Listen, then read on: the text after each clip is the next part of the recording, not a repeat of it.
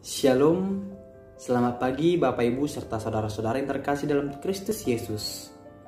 Kita awali hari kita dengan rasa ucapan syukur kepada Tuhan dengan memuji memuliakan namanya. Sebelum kita mendengarkan firman Tuhan, kita berdoa.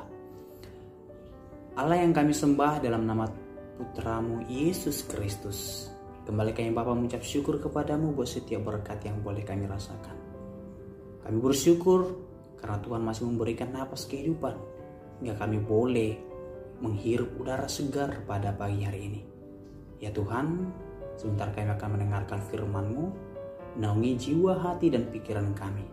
Dalam Kristus Yesus kami berdoa dan bersyukur kepadamu. Amin. Bapak, Ibu, serta saudara-saudara yang terkasih, firman Tuhan untuk kita pada pagi hari ini tertulis dalam Roma 8 ayat 28.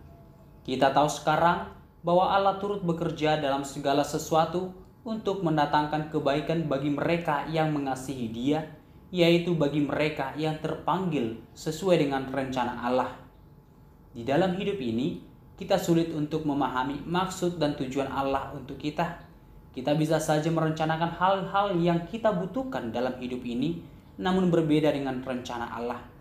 Seperti kisah seorang anak yang datang mengambil obat untuk ibunya yang sedang sakit, dan dia harus mengambil obat yang ada di klinik, dan jarak yang hendak ditujunya pun sangat jauh.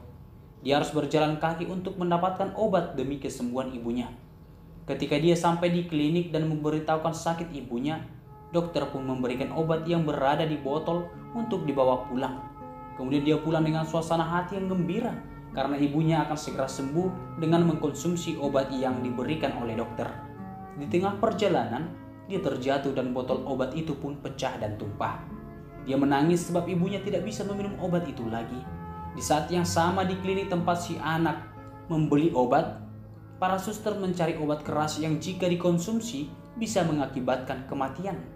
Namun, mereka menyadari bahwa obat tersebut sudah dibawa si anak tadi. Mereka salah memberikan obat. Lalu dokter menyuruh mereka dan para suster untuk berkumpul lalu berdoa bahwa seorang ibu sedang terancam nyawanya. Mereka berdoa dan berharap supaya ibu itu diselamatkan dari kelalaian mereka. Besoknya si anak ini datang ke klinik dan dengan suara yang terbata-bata dia minta maaf kepada dokter itu bahwa obat yang kemarin dibawanya itu pecah, jadi ibunya tidak bisa meminumnya. Dia takut dimarahi oleh dokter itu. Lalu dokter itu bertanya, "Kapan kejadian itu?" Anak itu menjawab, "Sore menjelang malam." Dokter itu tahu bahwa itu adalah saat di mana mereka berdoa bersama supaya ibu itu diselamatkan. Dari pihak si anak kita tahu bahwa dia sedih, menangis karena kejatuhannya itu membuat ibunya tidak bisa minum obat. Dia tidak tahu bahwa kejatuhannya justru menyelamatkan ibunya. Seringkali dalam kehidupan kita hal seperti itu terjadi. Kita merasa bahwa di saat kita gagal, kita terpuruk dan berkata bahwa Allah tidak bersama dengan kita, Allah tidak menolong kita, dan Allah membiarkan kita sendiri. Padahal sebenarnya bisa saja dalam keterpurukan, dalam kejatuhan yang kita alami, Allah turut bekerja untuk menyelamatkan hidup kita. Dari nats ini kita boleh mendapat bahwa tidak selamanya yang pahit itu tidak baik di dalam kehidupan kita. Kepahitan bisa juga dipakai Allah untuk membuat kita kuat. Misalnya, jika kita sakit, tentu obat yang akan kita konsumsi yang pahit itu bisa menjadi sarana untuk menyembuhkan kita. Yang terpenting dalam hidup kita adalah percaya saja kepadanya bahwa apa yang dilakukan Tuhan kepada kita adalah rencana yang baik untuk kita. Karena bagi Allah tidak ada yang mustahil. Batu sandungan dapat menjadi batu loncatan jika Tuhan berkehendak. Firman Tuhan ini menguatkan kita di dalam setiap pergumulan yang kita alami saat ini. Amin. Kita berdoa. Rasa syukur kami ucapkan kepadamu Tuhan buat firman yang telah menguatkan kami di pagi hari ini, yang mengingatkan kami bahwa segala sesuatu yang terjadi dalam kehidupan kami adalah atas kehendak Tuhan, dan itu merupakan sebuah ujian yang Engkau berikan di dalam kehidupan kami supaya kami lebih kuat dan lebih taat untuk tetap mau berada dan memanggil nama-Mu. Ya Tuhan, dalam setiap aktivitas yang akan kami lakukan, Engkaulah yang berkehendak dan Engkaulah yang senantiasa bersama dengan kami, orang-orang yang kami kasihi dan yang mengasihi kami. Tuhan yang beserta dengan mereka. Engkau Tuhan yang memampukan kami, supaya kami boleh mau lebih disiplin lagi menjaga ketertiban sesuai dengan yang diarahkan oleh pemerintah untuk kami. Di atas segalanya itu, kami manusia yang berdosa. Ampunilah Tuhan, supaya tidak terhalang kasih anugerah yang hendak Kau berikan kepada kami. Dalam nama Putra-Mu Yesus Kristus, kami berdoa dan bersyukur kepadamu. Amin. Kita bernyanyi.